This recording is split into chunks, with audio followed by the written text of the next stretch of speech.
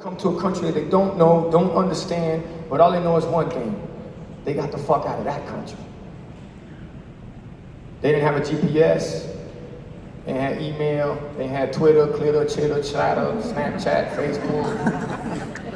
All they knew was, we're getting out of here. So in their mind, they were already in the winning column. So fast forward.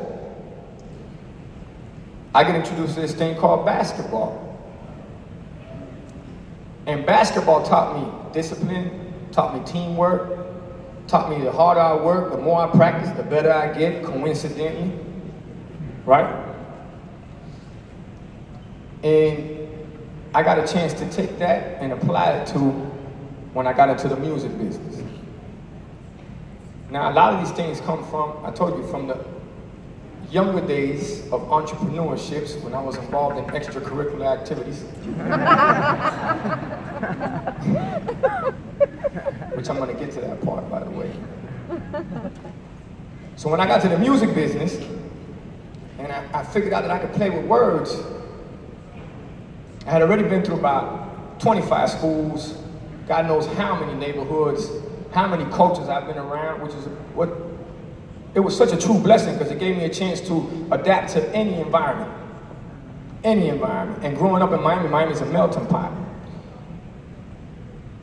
It taught me how to play with words, communicate with folks through music, and I get introduced to, well, first of all, ironically, didn't graduate high school, hardly went to school, but it was a teacher that changed my life. Teacher's name happens to be Hope Martinez. Hope Martinez. And Hope is the one that gives me an invitation to a video shoot from, it was DMX at the time, this is about 97, so DMX is the hottest thing in hip hop, you know. I go to this video shoot and I got a good friend of mine, Nicaraguan, off the chain. I mean, buddy got a mouth on him for days. He'll step to anybody and he can instigate any situation. So he goes to DMX and he's like, I got this Chico, man, and he don't see y'all, and he'll out-rap y'all and do this and do that. And mind you, I'm an extra in the video eating a peanut butter jelly sandwich, playing dice in the back. I'm thinking, what the fuck is he doing right now? You about to get in some real trouble. Well, it worked out. They didn't give me DMX, but they gave me this guy named Dragon at the video shoot.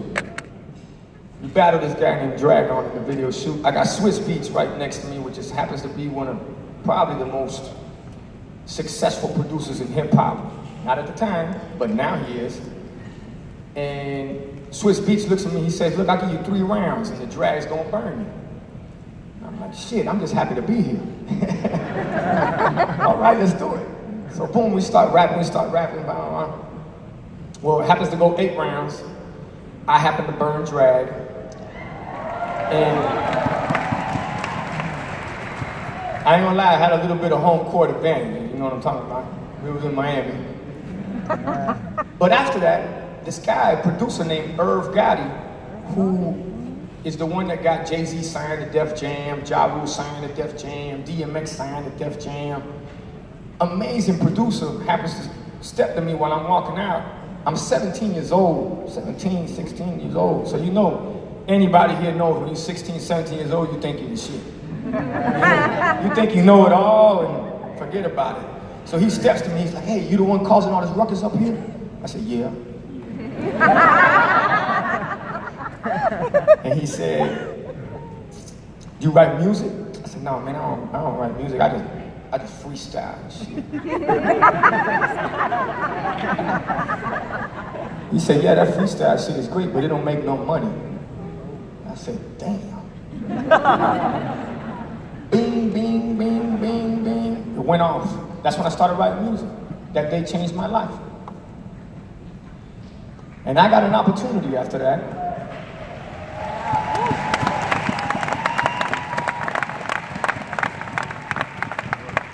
I got an opportunity after that. This guy named Luther Campbell, which happened to be part of Two Live Crew. I don't know if y'all heard about him before.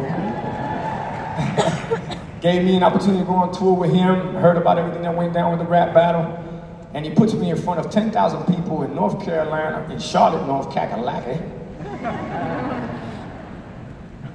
And I'm nervous, folks. So guess what I was drinking before that? Henny, Bacardi, Heineken, all together. I tell you the story because this could be the beginning of the end of what have been my music career. I get on stage and Luke's telling everybody, he boosting everybody up, 10,000 people out there. I got this Cuban kid, boy, he can rap, he can do this, he can do that. Watch when he gets on stage. I get on stage. In my mind, I was rapping. I swear to God, I swear to God, I thought I was rapping. So in my mind, I'm putting words together. I'm like, I'm killing these motherfuckers right now. Shit. What came out was this. And the more I thought I was rapping, the louder I get.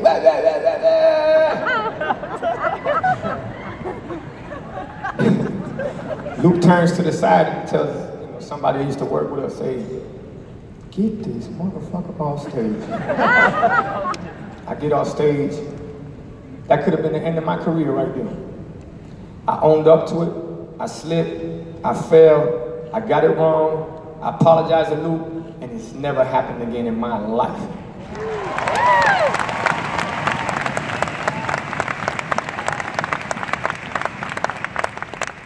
And that's the reason that I take the time to have these kind of conversations.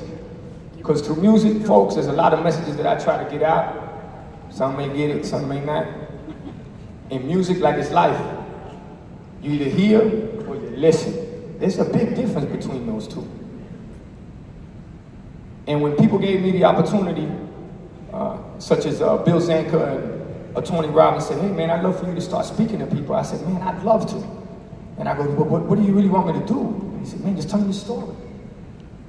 So to be up here, I'm hoping that one way or another you understand that there's nothing perfect about me. There's nothing perfect about what we do. And every day I wake up to a no. Every day I wake up to a you can't. Every day I wake up to you won't. I wake up to you don't. You ain't as good as you used to be. That record ain't what it was. You ain't shit. And you gotta constantly get up, focus, believe in yourself and say, motherfucker, let's rumble, let's ride, let's fight.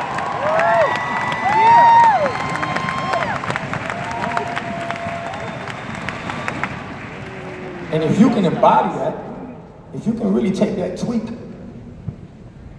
and look at life like that, I'm telling you, man, it's so much fun. There's nothing like that challenge, because as much as we work so hard, I always say, work hard, to work harder, to work smarter, to play harder. You gotta have fun, you gotta enjoy it, that's a therapy, right? It's guys, it doesn't matter what we acquire in life. Properties, money, cars, jewelry, great dinners. You can't take none of that shit with you at the end of the day. Yeah. The pharaohs of Egypt already figured that part out. Yeah. When they tried to take that shit with them, they got robbed. And I promise you, they were smarter than us. I mean, they built pyramids that we still haven't figured out. And they built mazes on the way to their tombs. And they still got robbed. So all I'm trying to tell you is this. Enjoy the ride. Live life. Don't let life live you. Play the game. Don't let the game play you. Okay? And now there's this other beautiful thing right now called technology. All right? Utilize technology. Don't let technology use you. All right?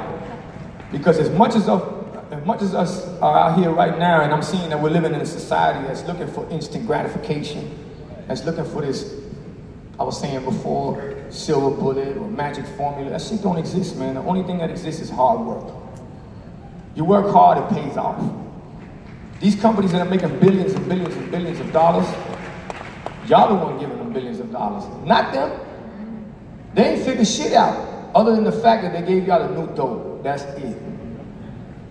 And if people were to step to these companies and they were to look at different ways on how to, because you know what I really love about these situations is that everybody runs around and says, oh, we really want to help the human race, and we really want to help people by what? By robbing our fucking privacy? by taking everything that we do and then utilizing it against us to be able to sell off to advertisers. We got to look at this. You want to wake up, you want to see a way to make business, we got to fight that. We got to look at them and go, hey, look, man, hold on, wait a second.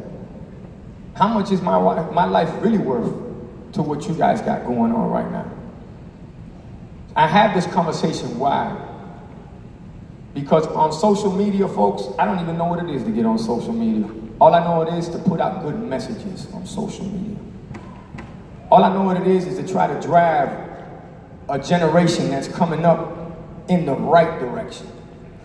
But for all of us right now, and what we're looking at, and what we got coming up, that's our responsibility. That's our obligation. You're looking at a kid that didn't drop out of high school, went to too many high schools and didn't want me in high school. So therefore, a principal gave me a diploma and said, I don't want you, literally like this, I don't want you in my fucking school. Told me right out. Next year, same principal, like this on the news. Handcuffed. So the same kid you kicked out is the same kid building schools now.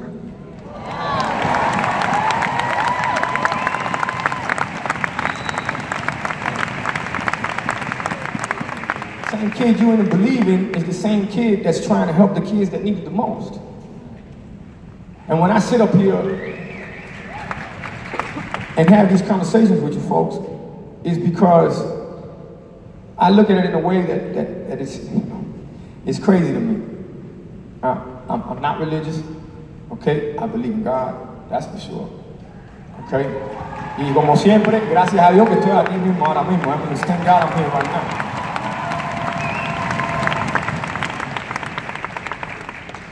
So here's a funny one for you. But what's one of the most famous stories in the Bible?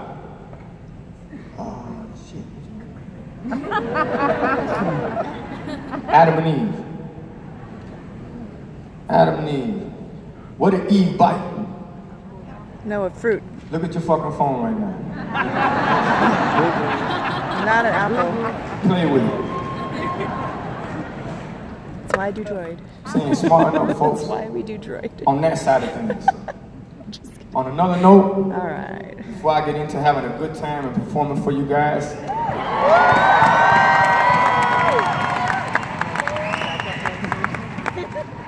there's a couple things I always repeat when I hit the stage. All right? I love you too, mamita. Is there's no losing, only learning. Okay? There's no failure, only opportunities. And there's no problems, only solutions.